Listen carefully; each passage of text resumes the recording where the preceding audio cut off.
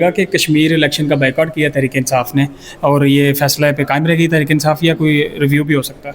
نہیں، دیکھو، ہم نے بائیکاٹ کا فیصلہ بالکل کیا ہے اور بائیکاٹ کا فیصلہ بڑے سوچ سمجھ کے کیا ہے. کئی دنوں پہ ہم نے اس پہ ڈسکشن کی اور ہمارے ساتھ سارے لوگ شامل ہوئے، کمیٹی ساری شامل ہوئی، قیادت ساری شامل ہوئی. اسی طریقے سے ہمارے الائنس والے ہمارے ساتھ تھے اور ساتھ ساتھ ہمارے ساتھ جو وہاں کی قیادت ہے آزاد کشمیر کی بھی، اور آزاد کشمیر کے جو بورڈ ہم نے بنائے تھے وہ سب نے متفقہ طور پر اس کی فیصلہ کر لیا کہ اس وقت جو آزاد کشمیر کی سچویشن ہے وہ کنڈوسیو نہیں ہے الیکشن کے لیے. جو حالات ہیں اس لیے ان حالات میں آپ الیکشن نہیں کر سکتے، تو ہم نے بائیکاٹ کا فیصلہ کیا.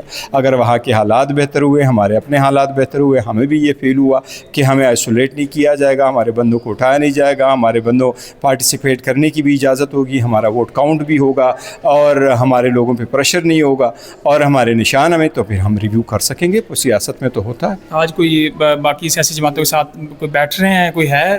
دیکھیں، یہ وزیر اعظم کی طرف سے تو آفر ہی آئی تھی ڈائلاگ کے لیے، اور وہ میرا خیال ہے پیشکش کی حد تک ہے. ابھی تک کچھ حکومت کی طرف سے سنجیدہ اور مخلصانہ کوششیں نہیں کی گئی، تو اس لیے بات آگے بڑھی نہیں ہے.